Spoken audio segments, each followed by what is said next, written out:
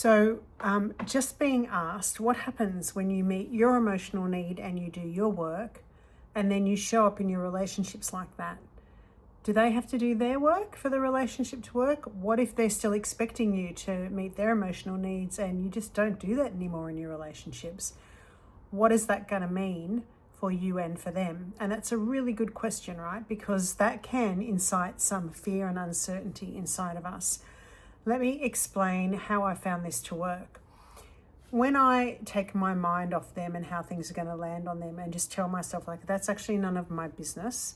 If I want to feel a sense of fulfillment and wholeness and completeness and actually be the best person I can possibly be in this relationship as well, I need to start meeting my own feeling needs so that I can step out of the repetitive dynamics and the habitual patterns of mind that I'm in that actually stop me from creating deep emotional safety and connection in that relationship.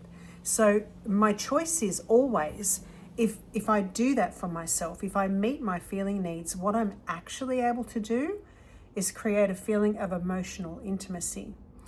Now, this is a very interesting thing because many of us have never really felt emotional intimacy with another person, a sense of being completely present and open so that there are no secrets. So there's nothing I'm ashamed of, nothing I'm hiding in this moment. I'm completely, authentically the presence that I am. And as that, I am seeing you in that presence also, because I have no need to create a concept of you in order for me to be okay. I have no need to get anything from you in order for me to be okay, because I'm already okay. So here I am turning up in this sense of completeness.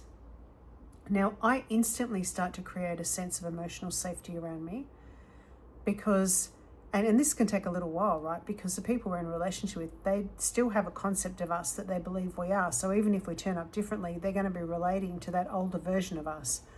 But we keep turning up in our presence and creating this sense of emotional safety. And that actually could make them feel a lot more relaxed. It's definitely going to bring a lot more harmony because we're not as reactive.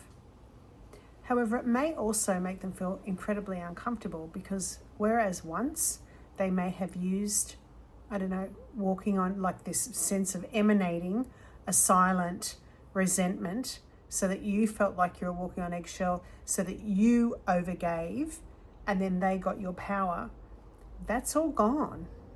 So they could sit in their stuff, but you're actually not taking that on anymore. You're still staying in your joyful, loving presence. They may not want to change. They might find that incredibly uncomfortable. This person is no longer abandoning herself for me. This person is no longer abandoning herself to meet my emotional needs. And there could be tension around that.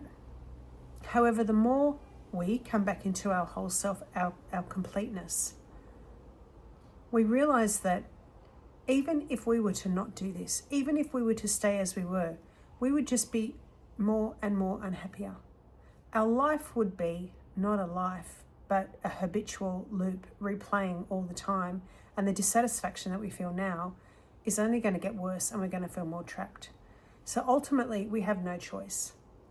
The best thing that we can do is to really love ourselves enough to start pursuing ourselves, to start pursuing this idea of meeting our feeling need and coming into our own completeness and trusting life, right? Life knows exactly where you need to be and who you need to be with and how it needs to work. I don't know that, you don't know that. You could make this change and your partner could do a complete 180. I've seen it before because you stop the dynamic. When you come into your wholeness, the dynamic stops playing. And often people respond to that. They start to transform too, because you're no longer in this push and pull. So I would highly encourage you, if you're on this journey, don't put your mind to what's going to happen if, or, do they need to change in order for this to work? Because our mind trying to figure all that out, because it actually can't, takes us out of this moment.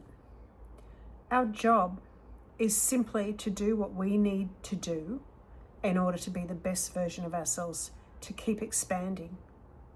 We have an obligation to the love that we are, to expand that love, not to put ourselves away on a shelf and stay safe, to hide and stay secure in a situation where we are incredibly unhappy and dissatisfied. That's not what we're here to do.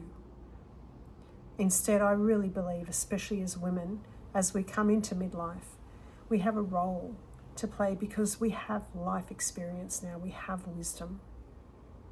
We have a deeper sense of self, even though sometimes we might not feel we're very connected to it, or it might take us a little bit to get back there.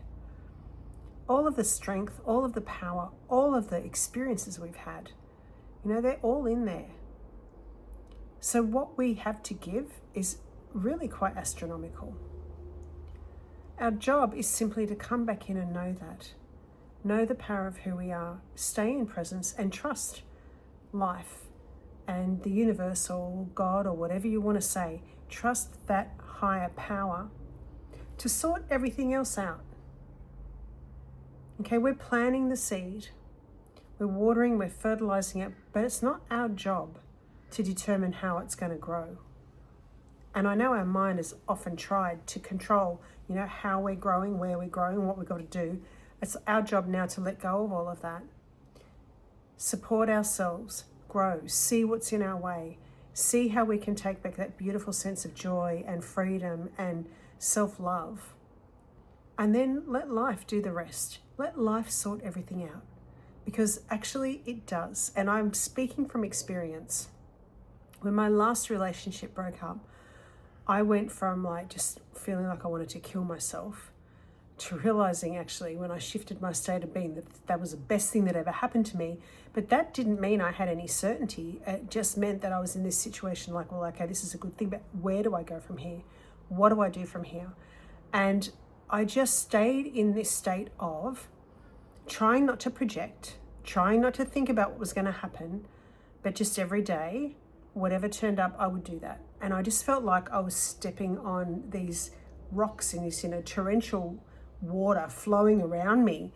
And I knew that if I just stepped onto the next rock, eventually I'd make the shore.